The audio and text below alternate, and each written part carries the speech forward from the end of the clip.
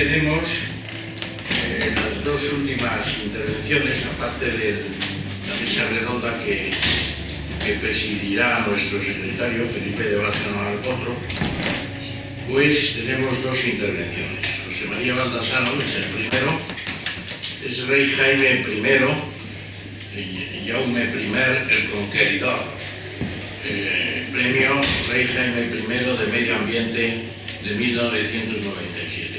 Esa fue una buena cosecha, entre otras cosas porque yo tuve también el raro privilegio de ser elegido como premio en esa convocatoria, premio de Economía. Es catedrático de la Universidad Politécnica de Cataluña, la UPC, director del Departamento de Ciencias de la Tierra del Centro Nacional de Supercomputación, que es dependiente del DSC-CNS, que nos va a decir inmediatamente qué significa. Barcelona Supercomputing Center. Muy bien. ¿Es un organismo de la comunidad? No, es un organismo del Gobierno de España. ¿Perdón? Es un organismo del Gobierno de España. Muy bien. Es un gobierno de todo el Estado de España. Muy bien. Él va a intervenir sobre el interés actual por la ciencia y los límites de la imaginación humana. Yo he tenido ocasión de leer su ponencia y él va a sostener la tesis de que la ciencia no puede ni valorar ni entrar en criterios morales. Es un tema también que se puede discutir. Se va a referir al método científico, a la avalancha de datos que nos rodea, aunque en vez de avalancha, que es un galicismo, tendría que decir alud, si no te parece mal. El modelo de la biosfera, que es un tema importantísimo. La biosfera es esa estrecha capa de apenas 20 kilómetros, sí, 20.000 metros hacia abajo y hacia arriba, en donde está el 99% de la vida conocida. La biosfera entrará después en el principal problema que tenemos en la biosfera, que es el calentamiento global y el cambio climático. Hablará también del consumo de energía y se referirá a los límites al crecimiento. Ahí también propongo que no digamos el crecimiento, sino al crecimiento, porque ese fue el nombre que se dio en inglés y se ha traducido limits to grow, y no limits of growth. Eso es otra cosa. Bien, pues el profesor Baldassano tiene la palabra para una intervención entre 3/4 de hora y 1 hora, como él quiera. Muchas gracias, José María, por venir de tan lejos. Sí, bien, naturalmente acompañado de tu gentil esposa, doña Asunción, que también está aquí. Gracias, en nombre de todos. Bueno, buenos días. Muchas gracias, Ramón, por esas palabras. Y él ya presenta el tema, por lo tanto voy a ir directo al mismo.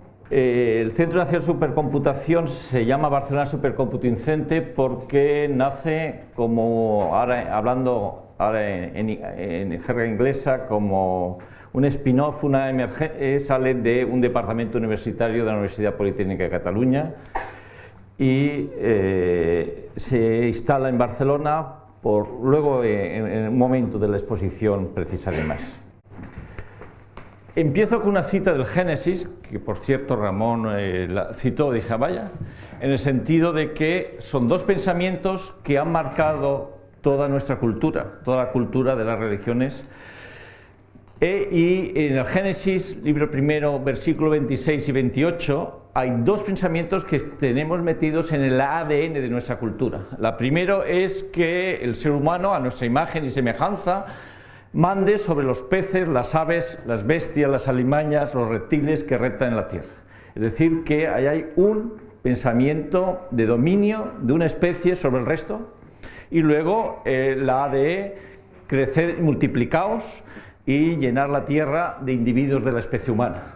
Esos mensajes que podían tener sentido en el origen de la especie, la cuestión es si cuando somos más de 7.000 millones de habitantes siguen teniendo sentido o no tienen sentido. Pero además conlleva una visión antropocéntrica del uso del planeta con respecto a visiones ecocéntricas, donde la especie humana es una especie más, pero está ahí en el génesis ese pensamiento. Yo doy un curso en la Politécnica de Estudios de Impacto Ambiental y a los ingenieros les empiezo con esta transparencia, con lo cual les choca bastante oír una cita. Ya yendo más, porque esta es la parte del pensamiento. ¿Qué es la ciencia? La ciencia esencialmente es un método, es un proceso continuo de preguntas que han de buscar respuestas y que nos permiten generar y acumular conocimientos. El método científico, hay una regla de oro, de base, que las hipótesis se han de comprobar. Eso forma parte básica del método científico, aunque aparentemente a día de hoy deberían ser conceptos absolutamente integrados, conocidos, va bien recordarlos, porque a veces nos olvidamos. La ciencia es la que ha generado todo el conocimiento actual a lo largo de las diferentes generaciones, pero no tiene límites definidos. Su límite es el conocimiento, no tiene otro límite que es dar respuestas a la capacidad para hacerse preguntas, y yo pienso que la ciencia no hace juicios morales, es decir, no tiene que decir cuáles son los derechos universales. Eso forma parte de otros aspectos de la cultura humana, pero no es una respuesta científica porque no hay capacidad de comprobación. Ese es el punto. Con lo cual, hay una pregunta clave respecto a la ciencia presente y de futuro, es cómo la usamos, cómo la transmitimos al conjunto de los individuos de la especie, y cómo almacenamos y guardamos para generaciones futuras todo ese conocimiento. Eso es una parte fundamental del aspecto científico, del grado de desarrollo que tiene nuestra sociedad actual. Pero hay otro elemento importante que ha cambiado la ciencia en los últimos años, y es que la ciencia tradicional, hasta hace 50 años, como ayer muy bien Adolfo Castilla presentaba con el ENIAC, etcétera, estaba basada en la observación y en la experimentación para comprobar dichas teorías, comprobar. Hoy día tenemos una capacidad de simulación realmente extraordinaria, y hace que podamos hacer simulaciones que además nos permite hacer experimentos numéricos, no experimentos en laboratorio, no experimentos en el sentido físico tradicional, para estudios que son el ITER para la fusión nuclear, que son realmente muy caros, o que son muy peligrosos, o que son imposibles de hacer, y eso nos lleva a otro aspecto, que es respecto al clima, porque no todas las ciencias son experimentales. La ciencia del clima, por ejemplo, es una ciencia de la observación. Nosotros vamos acumulando información, vamos acumulando observaciones, y de ahí derivamos comportamientos y tendencias. Pero no podemos experimentar con el clima, que es lo que realmente estamos haciendo con el actual calentamiento global. Esa capacidad, son dos importantes, esa capacidad de computación, que realmente debería completarse con la capacidad para almacenar información. Y ahí surge otro interrogante, y es los sistemas de almacenamiento de información de discos, ¿cuánta vida útil van a tener? Es decir, no después de 100 o 200 años en un momento querremos poner el disco y veremos que el USB no reconoce la información porque se ha perdido. Eso es un interrogante que está encima de la mesa. Pero volviendo a la capacidad de cálculo, en el 1988 estábamos hablando de gigaflops, operaciones que se pueden hacer por segundo con números reales, y esto es 10 a la 15, 10 a la 12, 10 a la 9. En 1998 el CREI había llegado a un teraflop, que es 10 a la 12, o sea, son millones de operaciones de coma flotante por segundo. En el 2008 se llegó al petaflop, 10 a la 15, y las expectativas son que en 4 años, igual 6, lleguemos al hexaflop, es 10 a la 18. Realmente hay varios proyectos europeos que en este momento están trabajando, no solo desde el punto de vista del hard, de la quincalla de la máquina, sino de los programas, del software que será necesario que puedan correr en ese tipo de máquinas. Ya se dijo ayer. ¿Y cuál es la situación actual? un smartphone o un teléfono inteligente, de estos que llaman inteligente, tiene mayor potencia de cálculo que el primer supercomputador que se montó en el año 88. Esto que llevamos en el bolsillito es realmente un supercomputador hace 20 años. Hoy día en España estamos con el Mare Nostrum versión 3, que está dentro de una iglesia que está desacralizada. No se desacralizó para el supercomputador, ya había tenido un uso anterior que había hecho la desacralización, y eso permitió en el año 2004 poner a España en el mundo de la supercomputación. En su momento fue el cuarto más potente del mundo y el primero de Europa durante casi 3 años. Y el inicial tenía 43 teraflops, el segundo 2 años después tenía 93 y el que se puso hace 2 años tiene un petaflop. A nivel europeo, los alemanes y franceses no les sentó muy bien que España se pusiese a la cabeza de la capacidad de supercomputación y rápidamente hicieron inversiones, y en este momento Jülich está con 5 petaflops, pero el más potente no es en Estados Unidos, es en China con 55 petaflops. Pensar que Jülich es lo que pasó en Europa después de la Segunda Guerra Mundial. Todas las naciones, Alemania, Francia, Italia, España, Bélgica, Austria, etcétera, montaron, y los rusos también, en mitad de Siberia, centros equivalentes a los Alamos National Laboratory para hacer investigación nuclear. 20 años después, la mayoría de esos centros se reconvirtieron a centros de energía y medio ambiente. Prácticamente es un modelo que ha habido en Europa de forma general. Eso nos lleva a que conceptualmente la visión de una visión muy nuestra, muy mediterránea, hace que tengamos una visión diferente. Este es el instrumento principal de movimiento de personas que había cuando la época grecorromana. A día de hoy la información viaja aquí y está dando emergencia no solo a la capacidad de calcular, sino especialmente a la capacidad de mover información, almacenar información y tratar información. Es decir, que los anchos de banda, tantos megabytes y tantos petabytes, es esencialmente lo que está emergiendo de forma importante, y que ayer se mencionaba de que está en la nube, es decir, que está en... Esto podemos mirarlo como un ordenador o como un servidor de datos que está en servidores de datos. Pero hoy día la supercomputación es un elemento esencial en todos los proyectos de investigación, como ayer muy bien se puso en el tema del proyecto del cerebro humano. Esencialmente hay varios, a veces me salen palabras en inglés, hotspot, es decir, proyectos clave de ciencia en este momento.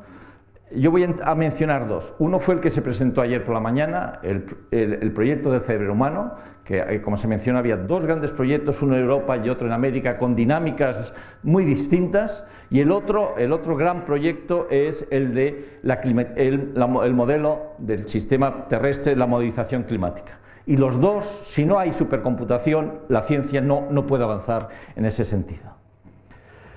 ¿Para qué aplicaciones puede tener? Una aplicación muy concreta que me permitirá indicar otro factor, ¿no? En el derivado de tener esa capacidad en el Barcelona Supercomputing Center, derivado de desarrollar programas, códigos específicos como este, que nos permite hacer un pronóstico de cuál va a ser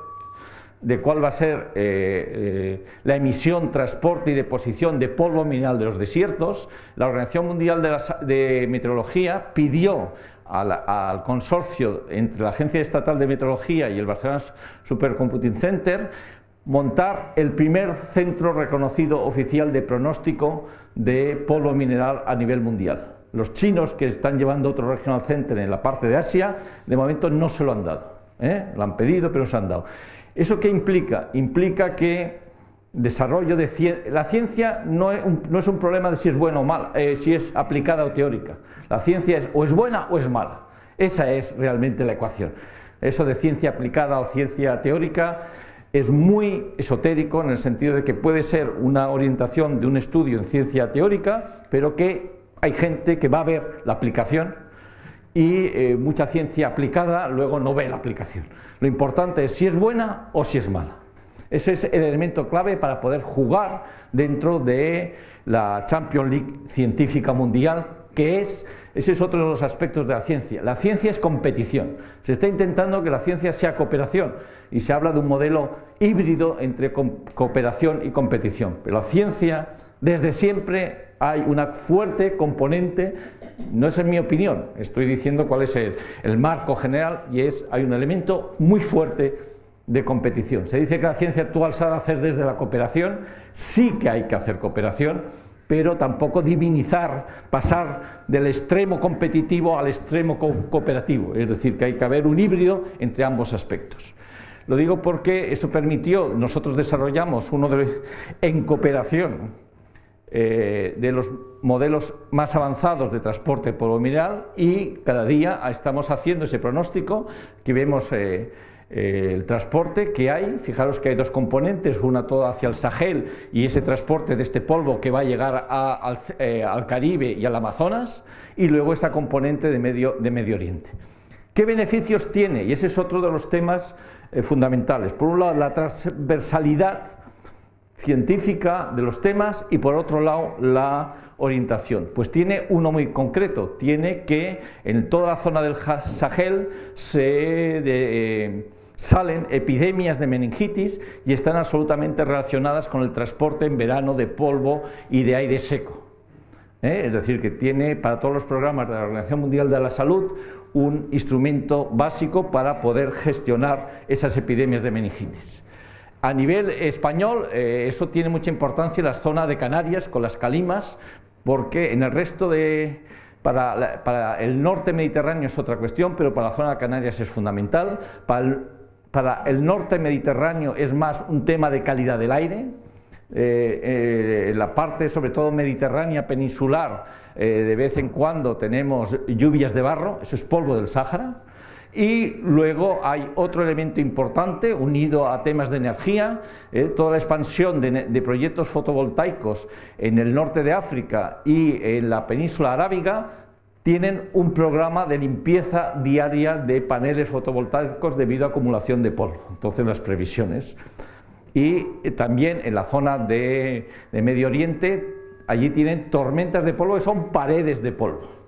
Y las tienen, y para el proyecto del tren es uno de los elementos claves. El tren de alta velocidad entre Jeddah y la Meca va a ser uno de los elementos claves. Es decir, que otro de los elementos claves del marco científico actual es llevar la información no únicamente desde el laboratorio, sino llevarla en aplicaciones que permitan la mejora de la sociedad humana.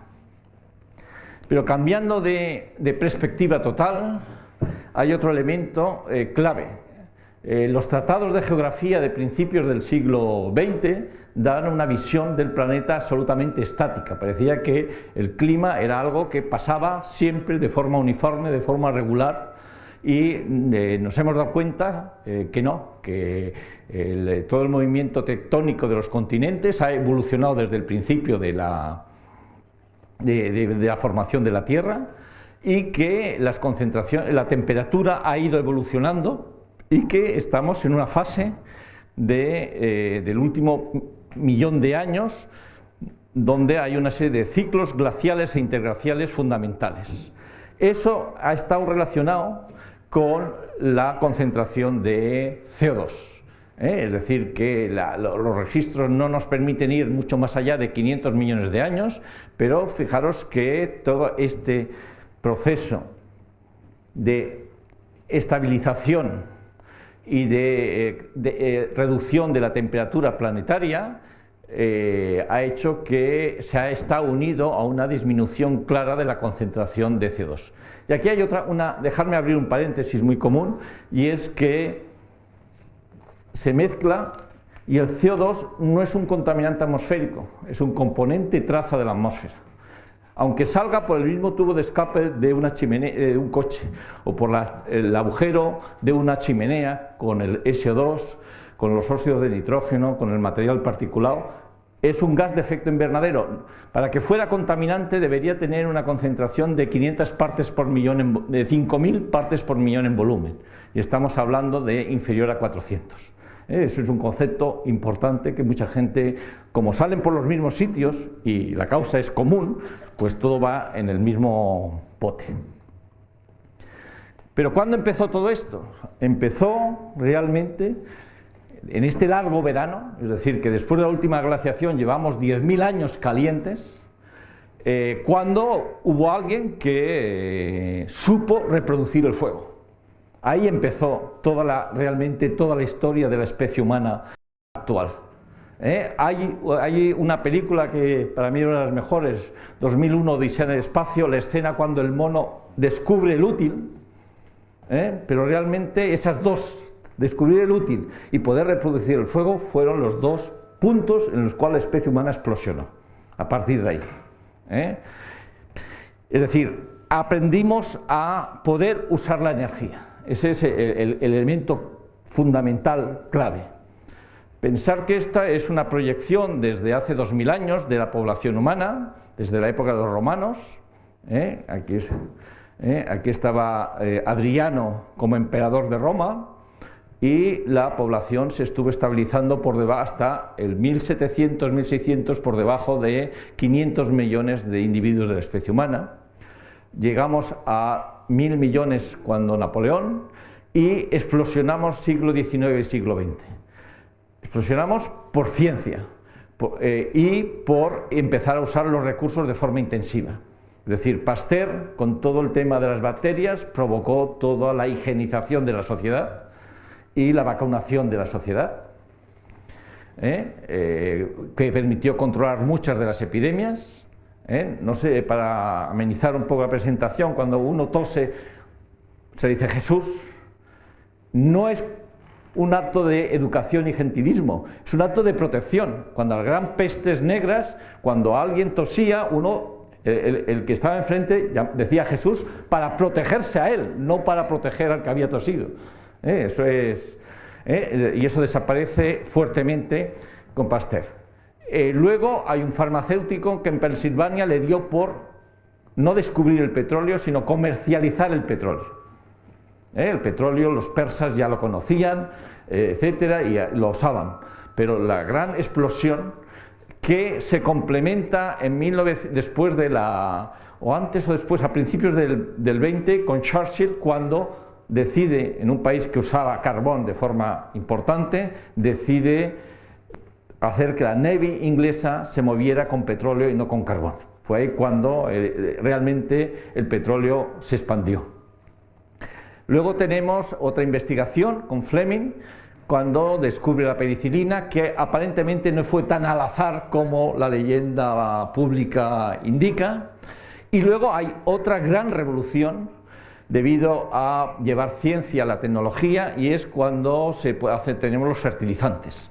Cuando somos capaces de fijar el nitrógeno atmosférico para hacer amoníaco y los con nitrato, tener nitrato amónico y tener fertilizantes, y no depender ni de nuestros excrementos ni de los excrementos de todas las aves del Pacífico. Todavía queda en algún pueblo de España un cartel en cerámica, nitrato de Chile, eso era la importación de los excrementos de todas las aves, de todos los camaranes de la costa de los Andes. Y eso nos lleva a estar aquí, en este momento, más de 7000, y creciendo, y además yendo a vivir a ciudades. Ese es el otro gran fenómeno que estamos en este principio, finales del 20, principios del 21, estamos en grandes megacities. Pensar que en China una ciudad de 8 millones de habitantes es una ciudad media pequeña, comparado con la población de Madrid o con la población de área metropolitana de Barcelona. Eso lo doblan, es decir, es importante que tengamos orden de magnitud. Un factor que hay es que muchas de todas estas ciudades están en áreas inundables, y eso con el calentamiento global es un factor negativo. No voy a extenderme mucho, pero este es el balance del forzamiento radiativo debido a las emisiones y a los cambios de usos del suelo que está habiendo en el planeta. las diferentes contribuciones. La principal es la del CO2, como mayor elemento de forzamiento radiativo de calentamiento. El otro elemento es el tema de los aerosoles, que juegan un rol en positivo y en negativo, por eso es importante la investigación en todo el tema de aerosoles. Y lo que es más importante aquí es que teníamos un forzamiento de 0,57 vatios por metro cuadrado respecto a la constante solar. En el 50 era de 0,57, en el 80 es de 1,25 y actualmente es más de 2,3. ¿Qué significa eso exactamente? Significa que estamos añadiendo 2,3 vatios por metro cuadrado respecto al factor solar de forma constante. Es decir, que es un crecimiento exponencial. Y fijaros que únicamente la variabilidad de los cambios en la irradiancia solar es de 0,05. ¿Significa que está más activo el Sol? No, el Sol se estima que estamos en el punto central del desarrollo de la estrella solar, y a medida que va a ir emitiendo mayor radiación solar. Pero esos son los cambios. Pensar que la medida directa de radiación solar solo se ha hecho de forma científica y de forma con interés de conocimiento y interés de aplicación a partir de 1973, cuando hay la primera crisis del petróleo. Antes los meteorólogos miraban el viento, miraban la humedad, miraban la precipitación, pero la radiación solar no les interesaba mucho. El desarrollo de un programa científico y aplicado orientado a radiación solar data de 40 años. Esta proyección es muy ilustrativa para entender el cambio que estamos forzando a la velocidad que lo estamos forzando. Es decir, aquí estamos, esto es el Ecuador, la latitud norte, el polo norte, el polo sur. Y ese es lo que es otro elemento científico, es el punto de observaciones. Hemos visto que la ciencia del clima es una ciencia de observación, y los puntos grises fueron los puntos de medida que se fueron incorporando al programa de la Organización Mundial Meteorológica para subir. Esta curva se le llama la curva de Kelvin, porque se empeñó en medir en Mauna Loa, en Hawái, a finales de los 60. ¿Por qué aparece aquí a partir de 1979? Eso es otro de los aspectos de la ciencia, la institucionalización de la ciencia. Fue cuando la NOAA, que es la National Oceanic Atmospheric Agency, se apropió del programa de medidas de Kelvin en Mauna Loa. Fijaros que hay un dato muy significativo en el hemisferio sur, que es mucho más oceánico. Prácticamente los niveles de CO2 siguen subiendo, pero de una forma muy plana, muy horizontal. En cambio, en el hemisferio norte, que es un hemisferio mucho más continental, con muchos más bosques de hoja caduca, y están las grandes zonas de emisiones. Por eso hay esa variabilidad de las medidas de oscilación entre el verano y el invierno. Pero lo que es importante es que, aunque el índice esté aquí a 390, en mayo del año pasado, 2013, ya los valores medios medidos superaban los 400 partes por millón. Cuando se empezó a medir, estábamos en 330. Me parece que la pila se está muriendo. Ahora nos vamos para atrás, eso es completar la curva de Kelvin hasta 1959 y decir, bueno, ¿y cómo hemos estado? Porque es un periodo de 50 años, es un periodo muy corto. ¿Cómo hemos estado? Es decir, lo que es importante aquí es que estamos en todo el periodo preindustrial estábamos a 278, es decir, que hemos aumentado más de 120 partes por millón en 50 años. Si ahora nos movemos en todo el periodo del largo verano en el cual estamos viviendo, estábamos a 185. Estamos hablando ahora de 40.000 años anteriores a nosotros.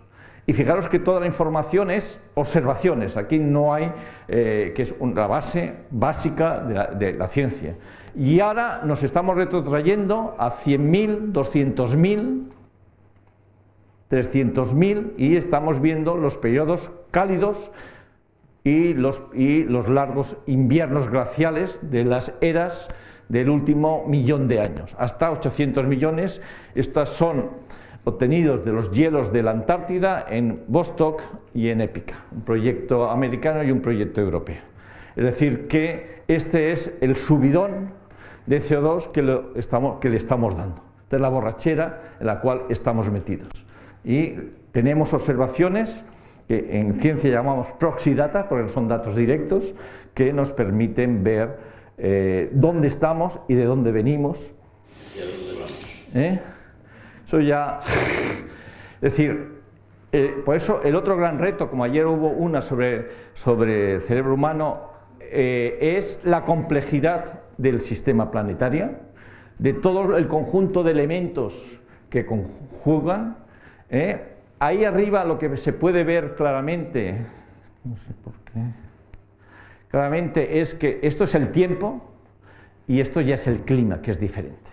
Eso cuando un periodista está retransmitiendo un partido de fútbol dice, el clima que tenemos hoy no tenemos ningún clima, hoy tenemos un precioso día de sol en la isla de la Magdalena, aquí en la península Magdalena, no tenemos el clima, es el patrón que hay en verano, más regular o más variable en Santander.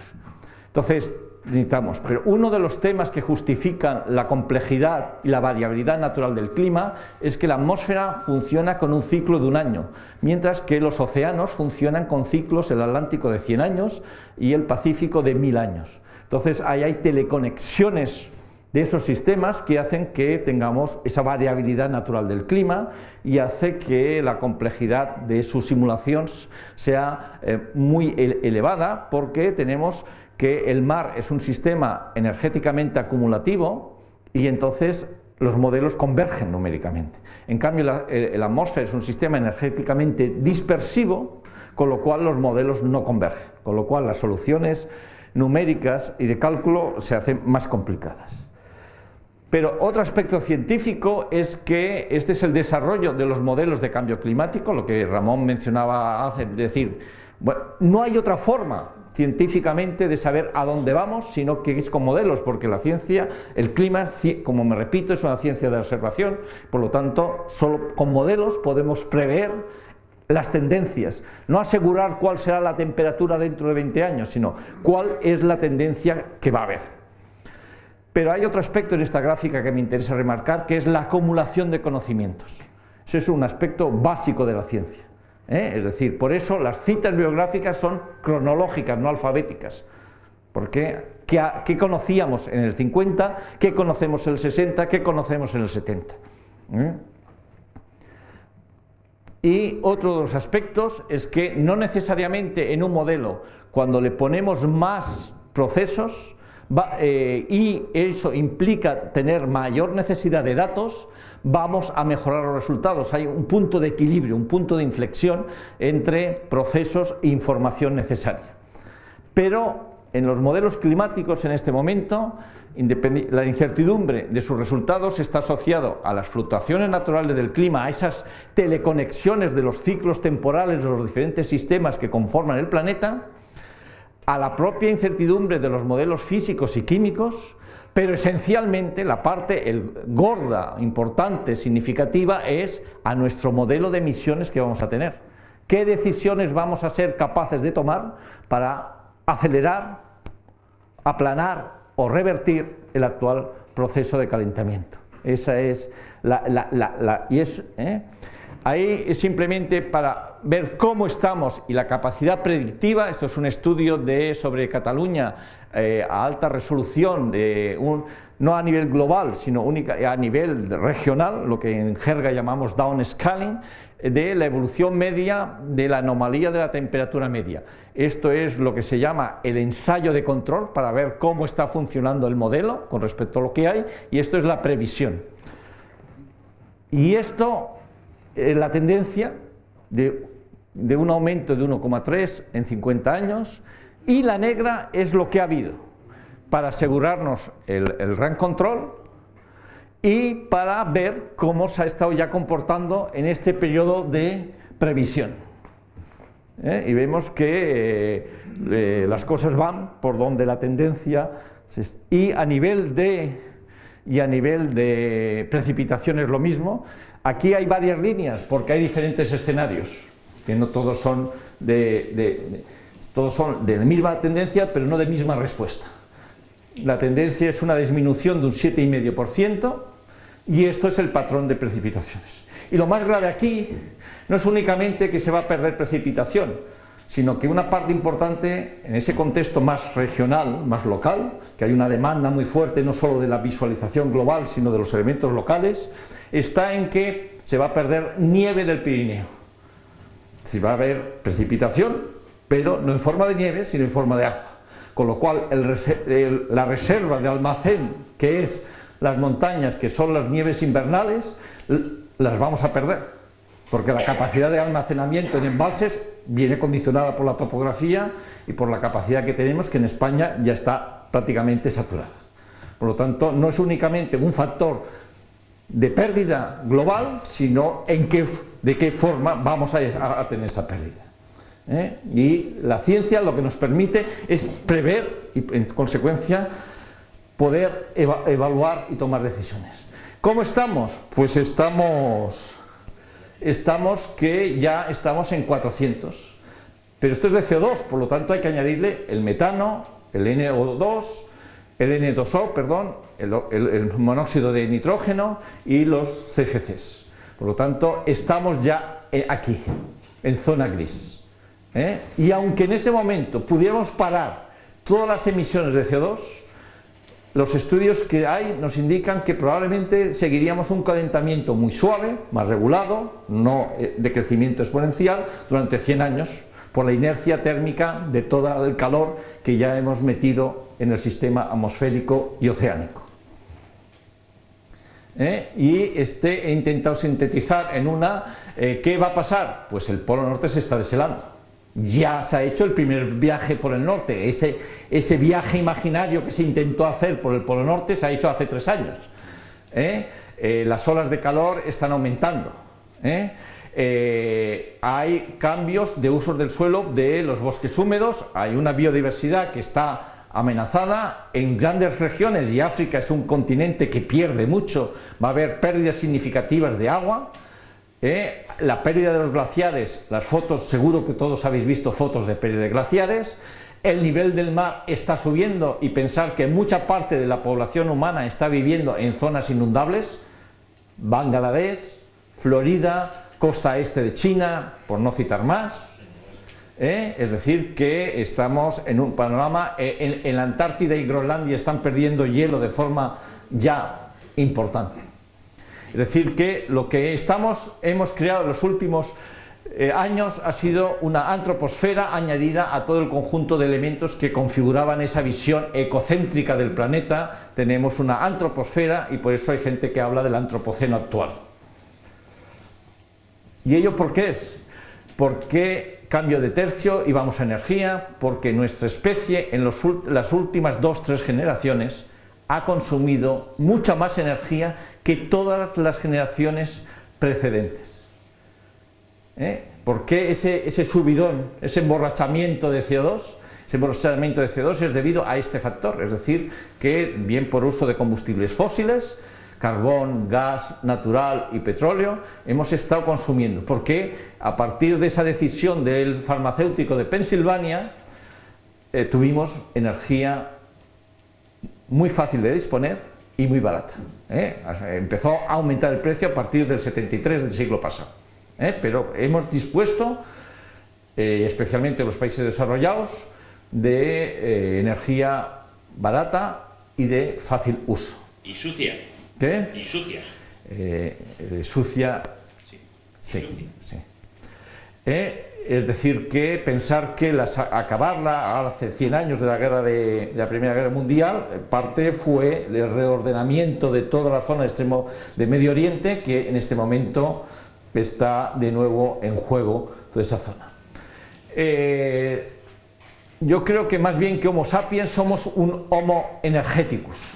Pensar que desde la Segunda Guerra Mundial hasta finales del siglo XX el consumo de demanda de energía ha sido por un factor de 5. Hemos pasado de estar usando del orden 23 kilovatios hora por año a billones a más de 100, caminando hacia 130.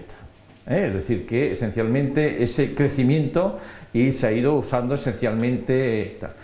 Ahora la cosa está cambiando, pero hace 5 años el esquema era muy sencillo. De la demanda global de energía, el 20% de la población estaba usando el 80%. Y el 80% de la población solo usaba un 20%, que esencialmente eran biomasa y tenía un efecto, y tiene un efecto, en los cambios de usos del suelo de las zonas tropicales especialmente. En el 87 sale el informe de Brundtland con el tema de desarrollo sostenible y lo basa en 3 pilares: en el pilar económico, de un crecimiento, una eficiencia y una estabilidad; en un pilar social y con disminución de la pobreza, inclusión y consultación y gobernanza; y luego ambiental, mantener la biodiversidad, aumentar la resiliencia de los sistemas, un uso controlado de los recursos naturales y una disminución de la población. Le faltaba, para mí, independientemente del uso muy oportunista que se está haciendo del concepto de desarrollo sostenible, le faltaba un pilar fundamental, que era la energía. Habíamos llegado ahí gracias a que teníamos energía barata y accesible. Ahora, ¿cómo la usamos? Ese es el tema. Es decir, aquí tenemos un índice de desarrollo humano con respecto al consumo de energía eléctrica per cápita en kilovatios hora, la barra sobra. Entonces, lo que vemos es que hay un nivel óptimo para mejorar la calidad de vida, pero que a partir de un momento dado el sistema empieza a gastar inútilmente energía, donde los paradigmas son Estados Unidos, Canadá, etc. Eso asociado a otros indicadores de Producto Interior Bruto y indicadores de índice de desarrollo humano, el modelo es equivalente, es un modelo equivalente, y eso nos lleva a la reflexión de que hay necesidad de aumentar ganancias económicas para mejorar la calidad de vida de la especie, pero a partir de un momento determinado es un derroche que está asociado al estilo de vida. Es decir que, y en este momento los objetivos de desarrollo sostenible, todo el tema tanto económico como social, no se han cumplido y no se están cumpliendo, ni tampoco en el ambiental, aunque ha habido grandes éxitos en mejora de la contaminación. Y eso nos lleva al modelo energético, es decir, si hemos de sacar el carbón de nuestra sociedad, tenemos que ir a la fotovoltaica, a la nuclear, a la eólica y a la hidráulica, con toda la discusión sobre la energía nuclear, que no voy a entrar. Pero desde el punto de vista de cambio climático es una opción que está ahí. Y hay otros factores importantes, y es cómo funciona el sistema eléctrico, y pensar que esta sería una visión de los años 50. En los años 50 el consumo de energía era esencialmente electricidad. Todo un sistema de generación, térmicas, nucleares, hidroeléctricas, renovables, un sistema controlado de gestión de esa red para un conjunto de red de distribución en alta, en baja, consumo doméstico, comercial, industrial y servicios, pero que hay otros paradigmas que están emergiendo respecto a esa evolución de que tú puedas generarte tu propia electricidad y tú puedas modular tu propio consumo. Es decir, que es un paradigma que está en este momento encima de la mesa y que el desarrollo científico y tecnológico permiten perfectamente abordarlo. Pero a día de hoy, gran parte del consumo de energía está en generación, energía eléctrica, usos industriales y uso urbanístico, unido a esa necesidad que tiene la especie humana de moverse, a esa necesidad. Y esta gráfica, aunque ya está vieja porque es de datos del año 80, yo le tengo creo que visualmente es muy importante. Es decir, esto es el consumo anual que hace un individuo de Boston o de Phoenix o de Houston en gasolina, pero en términos de energía, debido a la movilidad que tiene, con respecto a la densidad urbana. Y vemos que en ese extremo es el paradigma de Hong Kong, donde viven en churros verticales, en grandes edificios verticales, las fábricas son incluso en vertical, con un sistema de transporte público de trenes, de autobuses, tranvías, metro, barcos, increíble. Europa se queda en una zona intermedia, Europa se queda aquí en una zona intermedia, pero fijaros que ese modelo de urbanismo expansivo sobre el territorio, donde, el de Estados Unidos, que es un road country, es un país de carretera, no solo está en Estados Unidos, está en Australia y se está expandiendo a los países del Golfo. Tú te vas a Kuwait, te vas a Muscat en Omán, y es el mismo tipo de modelo urbanístico. Te vas a Sudáfrica y ves el mismo modelo de desarrollo urbanístico. Mucha parte de los países latinoamericanos, ese centro histórico está perdido en medio de una red de autopistas, es decir, y ese es el que nos lleva a una demanda de ese modelo urbanístico, a una demanda de energía. Con todos los problemas de contaminación atmosférica y de futurismo que podemos imaginar. ¿Cuáles son las expectativas? Las expectativas es que necesitamos energía para funcionar con el actual modelo y por lo tanto las previsiones de la Agencia Internacional de Energía es que esto ha estado muy estabilizado, la capacidad de refino, y en este momento hay proyectos importantes para aumentar la capacidad de refino. Quiere decir que la demanda de energía se espera que aumente para un 40%. ¿Y de dónde va a salir? Depende del modelo que adoptemos. Es decir, seguimos dependiendo de combustibles fósiles o hay estudios que nos permitirían ir a otro modelo de, por lo menos, si no bajar, mantenernos plano, con lo cual ya sería un cambio fundamental de la tendencia. Pero la situación es que China se ha convertido en el mayor consumidor de energía. La revolución del gas, del fracking, está ahí, ha hecho que Estados Unidos vuelva a no depender de importaciones energéticas. Tenemos todo el renacer del petróleo africano con todos los problemas que hay en Níger, en Guinea, etc. Las 7 hermanas históricas que había a principios del siglo XX del petróleo, ahora son centenares de hermanitas y muchas en poder de los gobiernos, no únicamente de compañías privadas. Ese es un dato que muchas veces no emerge.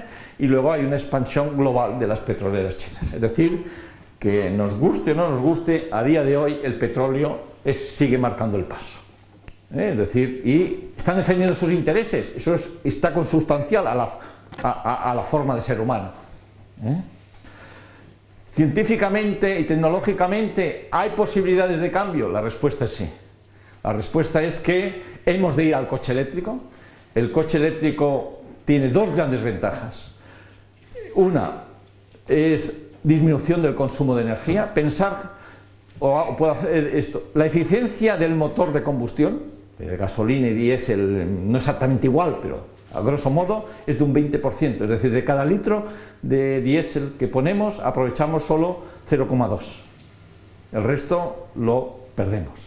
Es decir, que cuando una central térmica eléctrica clásica es un 35 y una nuclear es igual, y cuando un ciclo combinado está entre 55 y 60 de rendimiento. Un coche es un 20% solo de rendimiento. Por eso, si vamos a eléctrico, vamos a mejorar la eficiencia energética del sistema. No vamos a echar contaminantes atmosféricos como será compuestos orgánicos volátiles, como son óxidos de nitrógeno, como es material particulado, por lo tanto tendremos ciudades limpias. En un estudio que hemos hecho para Madrid y Barcelona, con un 35% de electrificación del parque circulante, serían ciudades limpias.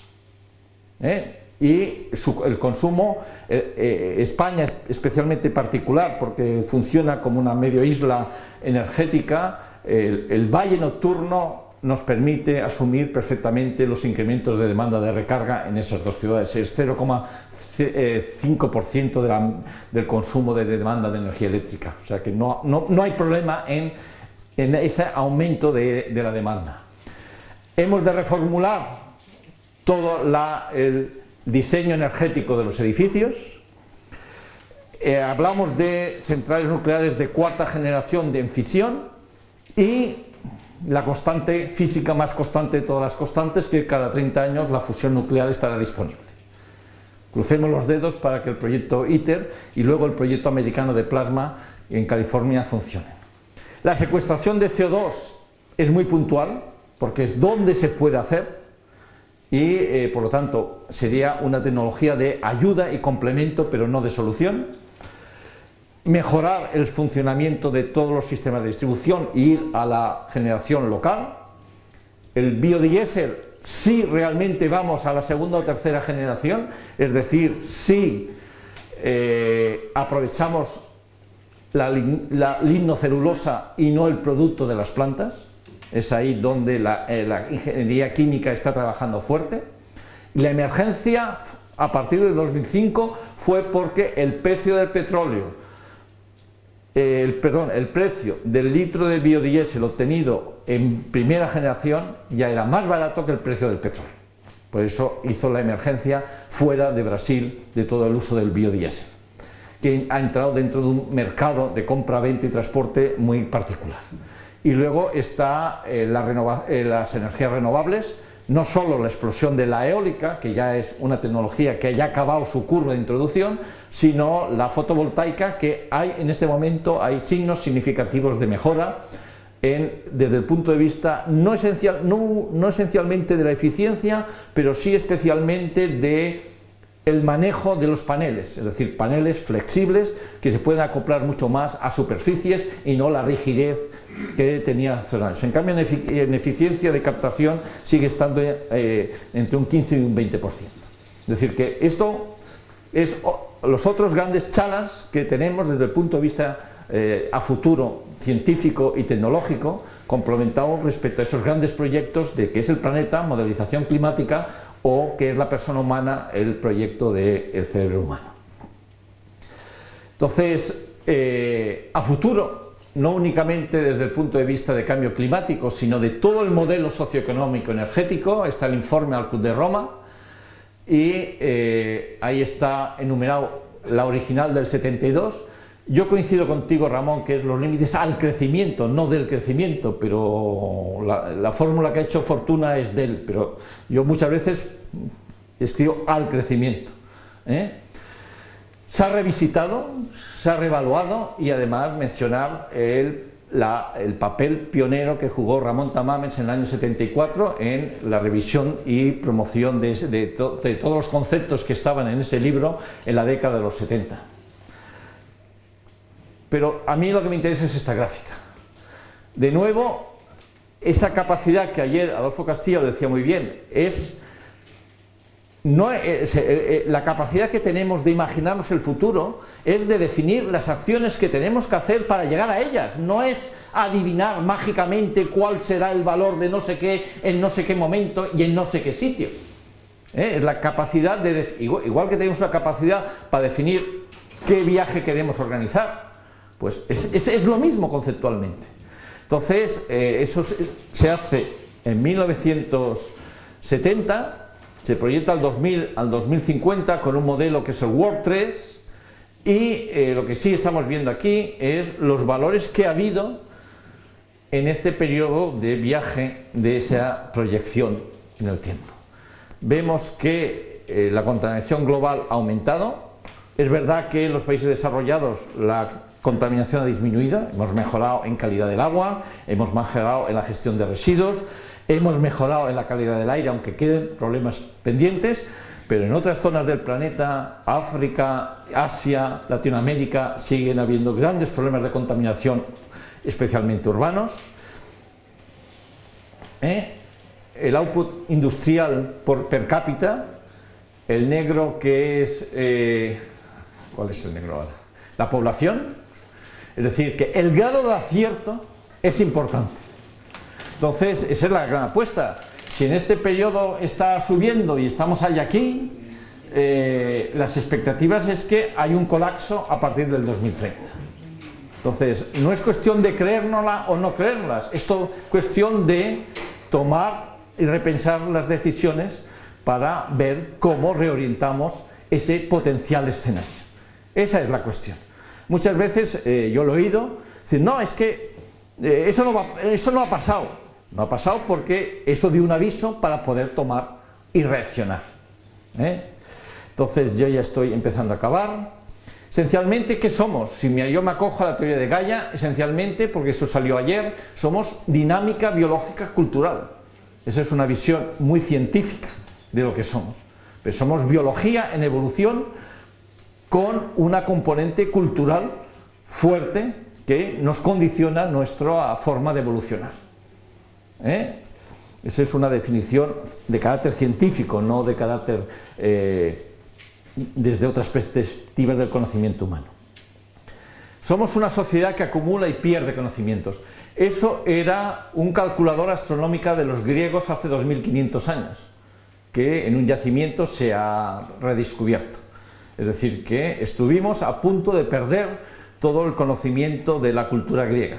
Es decir, que ese es uno de los elementos claves de nuestra forma de funcionar, y somos una especie muy poco humilde, porque nos creemos muy potentes, cuando ha habido muchas cosas que las ruedas ya habían sido reinventadas y nos da tendencia a reinventar, cuando eso a veces nos lleva a esa voluntad de reinventar las ruedas o reinventar las cosas, nos lleva a veces a regresiones, porque hay cosas que ya están acabadas. Pero especialmente somos una sociedad enchufa dependiente. ¿Quiere cargar el móvil? Oye, ¿esto cómo es que está apagado? Es que no está enchufado. Somos una sociedad enchufa dependientes y no somos conscientes de ello. Y detrás de ello está todo el sistema de generación de energía eléctrica, aparte de todo el sistema de combustibles para los coches, para cumplir nuestra necesidad de movernos. Es decir, somos muchas más cosas. Y estas son las preguntas para provocar el coloquio y la discusión, y es: ¿por qué la actual civilización planetaria debe ser diferente en su ciclo de vida, es decir, nacer, desarrollarse, crecer y morir, de las civilizaciones precedentes? Históricamente no ha habido ninguna civilización que se haya mantenido. Esa es la gran cuestión. ¿Por qué vamos a ser más inteligentes que las anteriores? ¿O jugamos a ser más inteligentes que las anteriores para poder romper esa dinámica? Pero esa es para mí una de las grandes cuestiones actuales. Estamos en una gran crisis mundial, en una gran crisis europea, en una gran crisis española, pero hemos de pensar en local y en global, y entonces hacer un repensamiento de qué sociedad queremos realmente. Porque si hay algo es la capacidad de dinámica que tiene la especie humana. Aunque también, y además para acabar, hay dos pensamientos muy importantes. Uno es la capacidad en los equilibrios entre vida y muerte, gana la vida. Es decir, el sistema biológico está preparado y evolucionado para ganar muchas veces a la muerte. Morirse no es tan fácil. Es decir, dicho de otra forma, el cáncer son mutaciones que tenemos a miles a diario en nuestro cuerpo. Lo que pasa es que el sistema inmunológico es capaz de anularlas. De vez en cuando hay alguna que el sistema inmunológico se pierde, y ahí es cuando perdemos. Pero en el balance hay muchos, controlamos las mutaciones que tenemos. Ayer veíamos cómo el cerebro era dinámico, no era estático. Y la segunda reflexión es que necesitamos, es decir, que la especie es dinámica, pero tiene una fuerte componente de conservación. Y es necesaria, porque si todos fuéramos absolutamente dinámicos, ¿dónde asentaríamos? ¿Dónde mantendríamos el conocimiento y las experiencias? Las perderíamos, porque siempre estaríamos avanzando y nos olvidaríamos de hacer. Es decir, que la especie necesita también un equilibrio entre conservación y dinamismo. Muchas gracias.